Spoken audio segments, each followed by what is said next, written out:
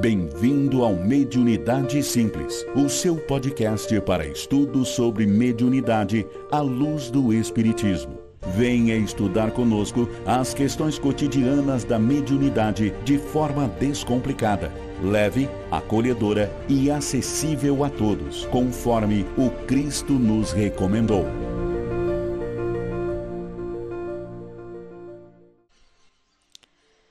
Olá pessoal, mais uma vez sejam bem-vindos ao nosso curso Primeiros Passos na Mediunidade, a parte 2, Fenômeno Mediúnico.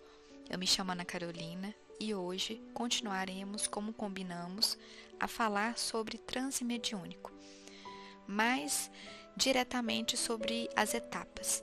Quais são as etapas do transe mediúnico e algumas orientações dos espíritos para nos ajudar em cada uma delas. Então, nós vamos separar didaticamente o transe mediúnico em 3 fases: os pródromos, ou fase prodrômica, o transe propriamente dito e o pós-transe. A começar pela primeira fase, que é a fase prodrômica. E que palavrão é esse, né? O que significa pródromo? Pródromo é tudo que antecede algo. Então, é o que vai anteceder o transe propriamente dito. Esse período é que os técnicos espirituais já estão atuando sobre o médium e sobre a entidade comunicante para estabelecer a comunicação. Vai haver nessa etapa a adequação do corpo, da mente, do perispírito, do médium e do perispírito do comunicante também. Pode começar dias ou horas antes da reunião. Isso vai depender da complexidade do evento. Por exemplo, nós temos, é bem relatado na literatura que André Luiz, o espírito André Luiz, antes de ditar sua obra, né, pela psicografia de Chico Xavier, esteve com ele 700 vezes. Então, se André Luiz, já em uma condição espiritual mais elevada, precisou de tantas vezes, na reunião mediúnica não seria diferente, né, com aqueles irmãos muitas vezes sofredores que nós recebemos e atendemos. Então, para que o médium ele consiga entrar nessa ligação psíquica com o espírito comunicante no momento do transe, é necessário que tenha convivido com ele antes, tanto para estabelecer afinidade e sintonia, quanto também pela necessidade de desintegrar fluidos tóxicos. Isso mais voltado para aqueles comunicantes irmãos sofredores, né? Espíritos sofredores. Isso é tão interessante, pessoal, que essa questão de desintegrar os fluidos tóxicos é tão importante que os espíritos relatam que se acontecesse isso de maneira imediata, ou seja, somente no dia do transe que o espírito se aproximasse do médium, seria um choque energético tão grande que poderia inclusive levar a danos irreversíveis no corpo perispiritual e orgânico do médium. Então, esse período prodrômico, ele é importante tanto para estabelecer afinidade e sintonia com o comunicante, quanto para desintegrar os fluidos tóxicos que muitas vezes essas entidades sofredoras carregam consigo.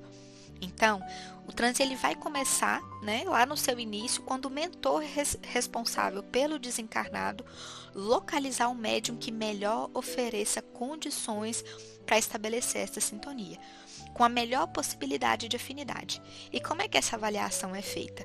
Isso vai depender das condições orgânicas e psíquicas que aquele médium ofereça. E é isso mesmo, gente. O médium, ele é escolhido. É como se existisse, assim, entre aspas, uma ficha cadastral no mundo espiritual.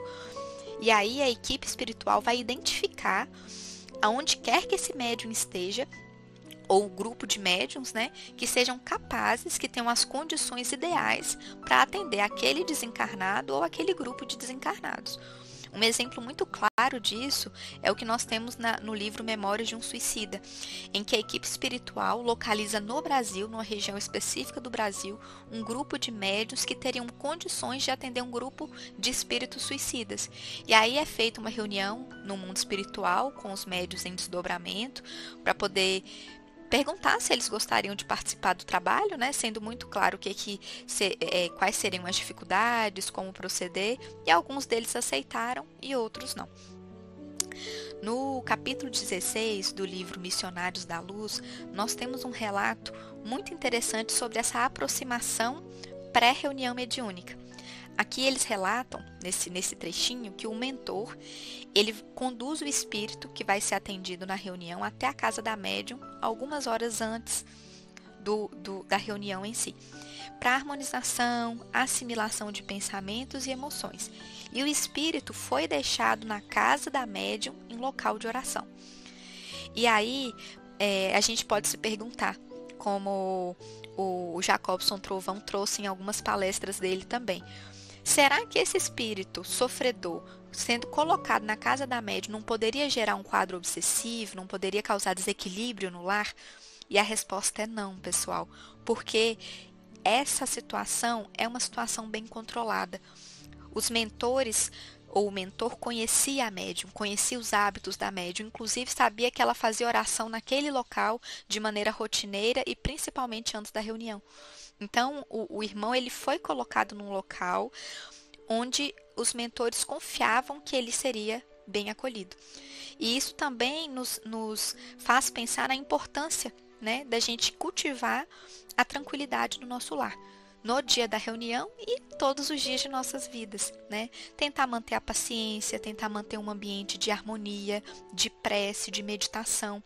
E por mais que nessa aproximação ocorra os desequilíbrios, às vezes as sensações físicas desagradáveis, a depender da problemática do nosso irmão, o ambiente está completamente protegido, tanto pela vigilância da médium, da oração, da conduta reta, quanto pela equipe espiritual. Porque se a equipe percebesse que aquele lar iria trazer mais mal do que bem para o espírito comunicante, não levaria ele para lá, para um ambiente tóxico. Esses irmãos, eles precisam de um ambiente acolhedor e de um médium que tenha condição de atendê-los. Então, eles conhecem o médium, a capacidade orgânica, mediúnica e psíquica daquele médium, e conhecem também a condição do espírito comunicante. Por isso que é uma situação completamente controlada. Aí, falando dessas sensações físicas, né? Muitas vezes as sensações elas são desagradáveis. Isso depende do problema que o espírito carrega. E aí é importante que o médium entenda isso para que ele não se apavore e também não ache que aquele problema é dele. Porque às vezes está ali antes de ir na reunião e começa a ter uma dor de cabeça, uma dor nas costas, uma angústia e acha que aquilo é dele. E aí muitas vezes deixa de ir na reunião mediúnica por achar que está doente ou que está sendo obsediado. Então, nessas circunstâncias, os bons espíritos nos orientam a acalmar, tranquilizar, acolher a sensação e não orar e pedir desesperadamente para que isso seja afastado. Então, acolher a sensação, entrar em prece, em meditação e vigiar os pensamentos. Isso os espíritos falam no dia da reunião, mas que a gente possa alimentar essa conduta durante todos os dias de nossas vidas. E isso não é só para o médium ostensivo, é para todos aqueles que trabalham na reunião mediúnica, é para todos aqueles que trabalham no passe ou que trabalham em qualquer outro lugar, porque nós somos médiums 24 horas por dia, não é mesmo?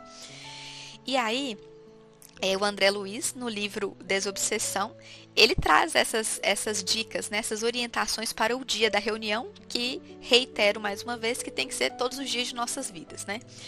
Os cuidados físicos, então, em relação à alimentação, não vou entrar no mérito aqui de discutir sobre a ingesta de carne, quantas horas de jejum. O que é importante a gente entender é que se a gente come muito, igualzinho quando a gente bate um prato de feijoada, dá sono, dá vontade, às vezes a gente fica tão empanzinado que às vezes dá vontade de vomitar. E a gente sabe que durante o transe vão ter aquelas enxurradas de hormônios, de adrenalina. Então, para evitar que coisas piores aconteçam, que a gente possa comer de maneira equilibrada e alimentos mais leves. Evitar também vozerios e tumultos ao chegar na reunião. Isso é importante porque as tomadas psíquicas do médium com o espírito comunicante já estão ligadas. Isso já começou a acontecer alguns dias, algumas horas antes. Por isso nós temos que ter a serenidade e a tranquilidade ao chegarmos no ambiente. Sem vozerios, sem tumulto, sem euforia, de uma maneira mais calma. E o início da reunião ela não pode ser muito demorada. Então, muitas vezes a gente percebe que são feitas leituras, preces curtas, breves comentários. E por que não deve demorar? Porque quando começa já essa ligação entre médium e espírito comunicante, começa a haver desgaste. Existe aí uma perda de fluido vital e que ela ocorre de maneira natural, mas que tem que ser por um tempo delimitado, que vai incluir o pródromo, o transe e após o transe, essa ligação, esse desacoplamento se desfaz, né, para repor esses fluidos que se perderam. E os cuidados mentais, que nós, né, já abordamos muitas vezes aqui também, que é cultivar uma atitude mental digna desde cedo, ideações edificantes, prece, meditação, vigiar os pensamentos e ter cuidado com os nossos julgamentos também. Essa foi a primeira fase. Agora nós vamos prosseguir para o transe propriamente dito. E para que aconteça, para que o transe ele seja viabilizado em condição ideal, digamos assim, ou de maneira desejável, é necessário 3 agentes: o médium, os médiuns de apoio ou sustentação, que seriam aí o meio ambiente, e o dirigente ou esclarecedor. Esses 3 agentes estão intimamente associados ao que a gente chama de fatores indutores do transe. Muitas vezes a gente acredita que só precisa do médium ostensivo para acontecer, e de um dialogador.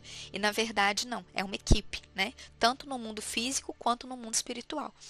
E aí, como eu falei que esses 3 fatores, esses 3 agentes atuam como fatores indutores do transe, nós estamos falando do ambiente físico e psíquico da reunião. Então, do ambiente físico, nós prezamos por um ambiente silencioso, se possível com pouca luz, com uma temperatura amena. E o ambiente psíquico também não é diferente. Nós precisamos de um ambiente psíquico silencioso, harmonioso, tranquilo, e isso inclui as formas mentais que nós carregamos, as preocupações que a gente chega durante a reunião mediúnica, a nossa concentração no que nós estamos fazendo naquele momento, porque nós receberemos um grupo de espíritos que estarão muito provavelmente desequilibrados. E o nosso equilíbrio do grupo fará a diferença nesse atendimento. Nós temos um exemplo muito nítido disso no livro Nos Domínios da Mediunidade, em que André Luiz descreve do mundo espiritual a reunião mediúnica que ele está presenciando ali, e que no momento de prece, o grupo sentado ao redor da mesa forma como se fosse um fio de luz isolante, né, em forma circular, e que quando começa a reunião é como se abrisse uma porta e que diversos espíritos, como se fossem mariposas em direção à luz, vão desesperadamente em direção ao grupo. E quando eles entram em contato com a emanação desse fio de luz que conecta todas as mentes do grupo mediúnico, eles levam um susto e se calam. E aí o silêncio começa a reinar e a ordem começa a acontecer para que as manifestações aconteçam de maneira harmoniosa. Então, a paz do grupo, a organização do grupo faz toda a diferença para que os atendimentos sejam eficazes. E aí, o transe, propriamente dito, ele vai começar a ser favorecido quando nós entramos em um estado de relaxamento, de baixa tensão psíquica. Relaxamento não significa distração, tá, gente? Essa baixa tensão psíquica é um estado de disciplina mental. É como se fosse assim, um pensamento desejado de cada vez.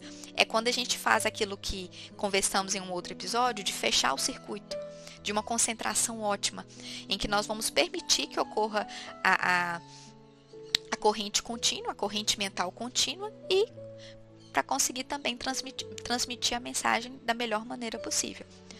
Nos momentos iniciais, vai acontecer a assimilação das correntes mentais do comunicante. Então, muitas vezes, começa primeiro a sentir as sensações físicas, então palpitação, às vezes vontade de vomitar, dor de cabeça, dor nas costas. Depois a gente começa a perceber as sensações emocionais e, por fim, os pensamentos. Aqui eu coloquei como uma ordem, mas às vezes acontece tudo ao mesmo tempo. A gente não consegue dissociar isso de maneira muito clara na hora que a gente está sentindo. E aí, na obra Nos Domínios da Mediunidade, nós temos um relato, né, do Raul Silva, que é um médium, e do seu mentor espiritual, o Clementino. Eu vou pedir licença para ler para vocês um trechinho que fala como que acontece essa conexão entre os dois. Ele diz assim: a emissão mental de Clementino, o mentor, condensando-lhe o pensamento e a vontade, envolve Raul Silva em profusões de raios que se enlaçam o campo interior, primeiramente pelos poros, que são como se fossem antenas sobre as quais essa emissão adquire o aspecto de impressões fracas e indecisas. Então, nessa primeira etapa em que as energias do mentor adentram pelos poros, isso são poros da pele e poros perispirituais também, começa a haver uma percepção fraca, impressões indecisas. E aqui a gente pode fazer uma correlação com essas sensações físicas que o médium tem antes da manifestação do espírito sofredor.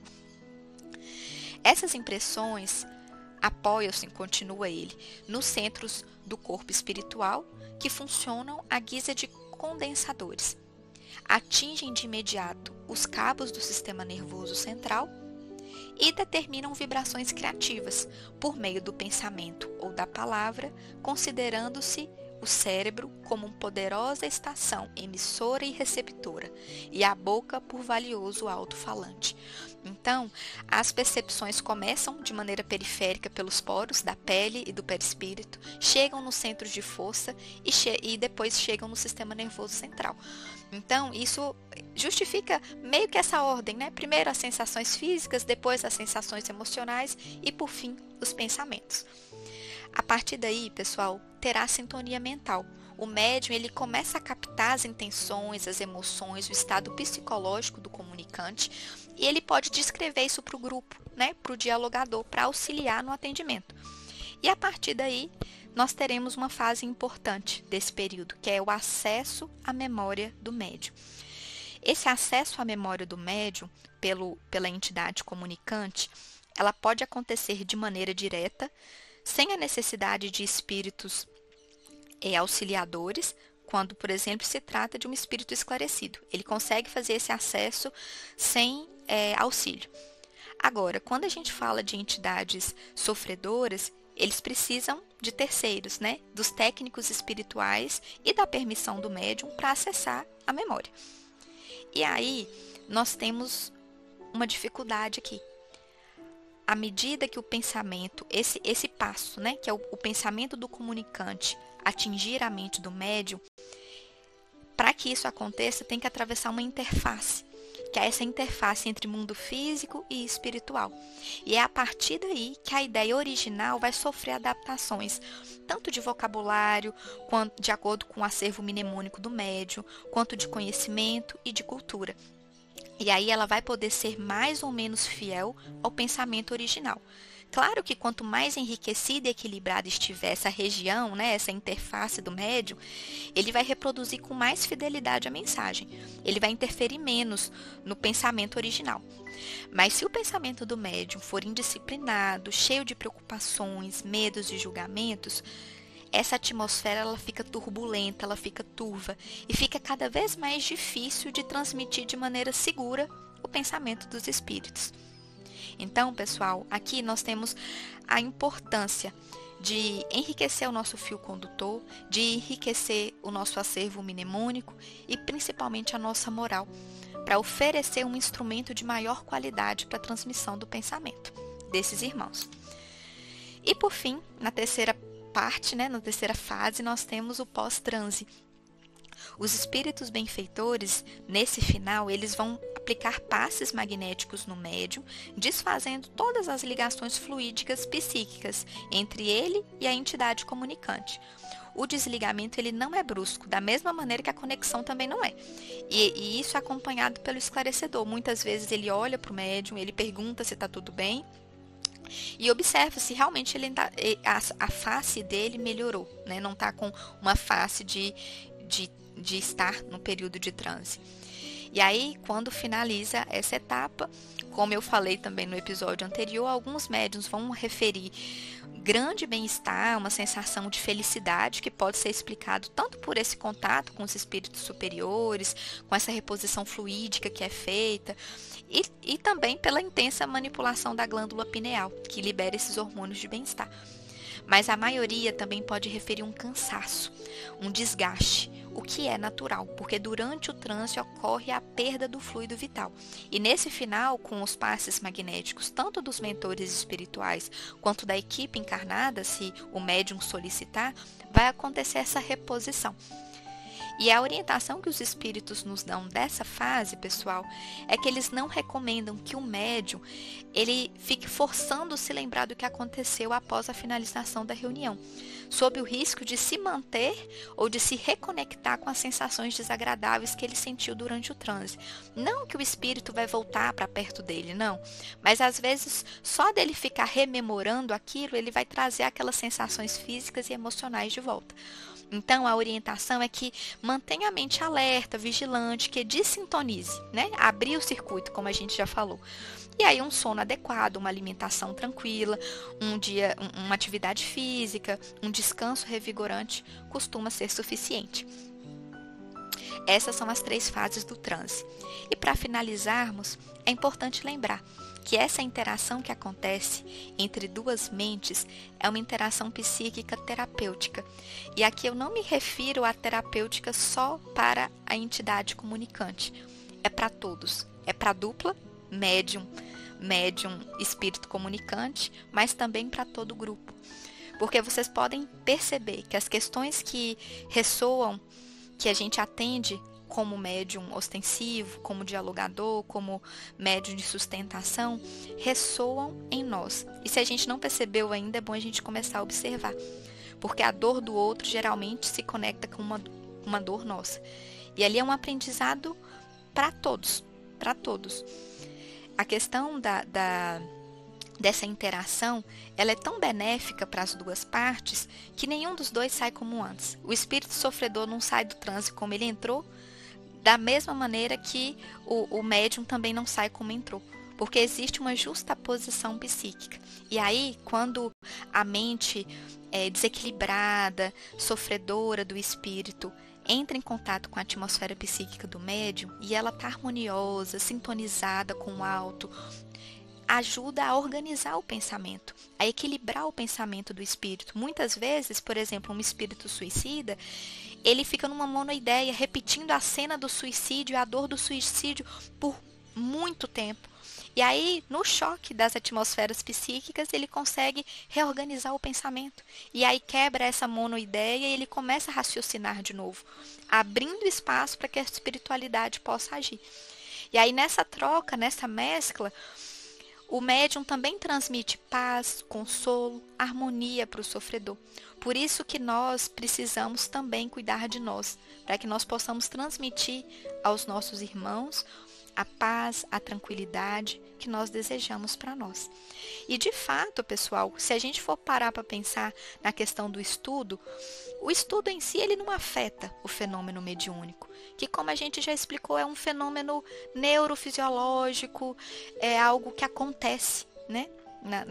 No cérebro mesmo, o espírito ele já vem com essa preparação, mas interfere na produção, interfere no aproveitamento, na qualidade do transe.